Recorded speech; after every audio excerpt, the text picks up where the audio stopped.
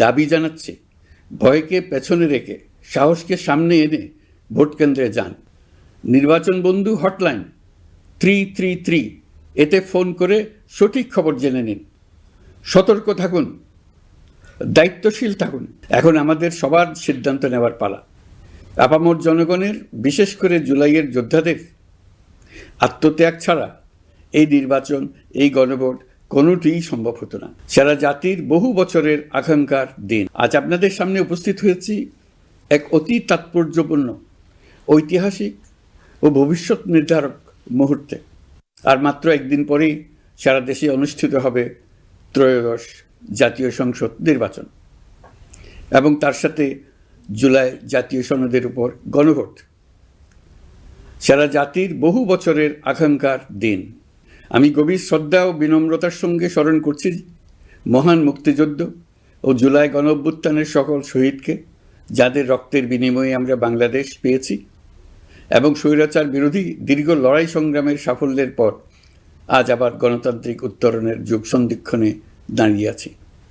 আপামর জনগণের, বিশেষ করে জুলাইয়ের যোদ্ধাদের আত্মত্যাগ ছাড়া এই নির্বাচন, এই গণভোট কোনোটিই সম্ভব হতো না। ইতিমধ্যে আনুষ্ঠানিক নির্বাচনী প্রচারণা শেষ হয়ে গেছে। এখন আমাদের সবার সিদ্ধান্ত নেওয়ার পালা। মত আদর্শের পার্থক্য থাকা সত্ত্বেও রাজনৈতিক দলগুলো সংযম দেখিয়েছে। প্রার্থীরা দায়িত্বশীল আচরণ করেছেন এবং সাধারণ মানুষ সচেতন থেকেছেন। প্রিয় দেশবাসী, এবারের নির্বাচনে 51টি দল প্রতিদ্বন্দ্বিতা করছে, যা এ যাবৎকালের যে কোনো নির্বাচনের মধ্যে সর্বাধিক সংখ্যক রাজনৈতিক দলের অংশগ্রহণ। স্বতন্ত্র সহ মোট প্রার্থীর সংখ্যা 2000-এরও বেশি। আগের জাতীয় নির্বাচনগুলোতে এর চেয়ে বেশি প্রার্থী প্রায় কখনোই দেখা যায়নি। একটি চিহ্নিত মহল পরিকল্পিতভাবে গুজব ও অপতথ্য ছড়িয়ে নাগরিকদের মনে সন্দেহ, ভয় ও বিভ্রান্তি সৃষ্টি করার চেষ্টা করছে। এই নির্বাচন আপনাদের জন্য এক নতুন সূচনা। আর আমাদের তরুণরা, যাদের স্বপ্ন, মেধা ও শক্তি আগামী বাংলাদেশের ভিত্তি, এই ভোট আপনাদের প্রথম সত্যিকারের রাজনৈতিক উচ্চারণ। তাই আমি আপনাদের কাছে অনুরোধ নয়, দাবি জানাচ্ছি, ভয়কে পেছনে রেখে সাহসকে সামনে এনে ভোট কেন্দ্রে যান। আপনার একটি ভোট শুধু একটি সরকার নির্বাচন করবে না, এটি 17 বছরের নীরবতার জবাব দেবে।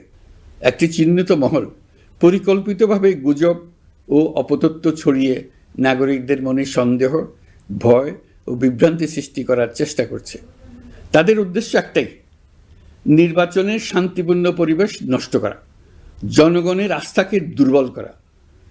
আমি আপনাদেরকে অনুরোধ করছি, সতর্ক থাকুন, দায়িত্বশীল থাকুন।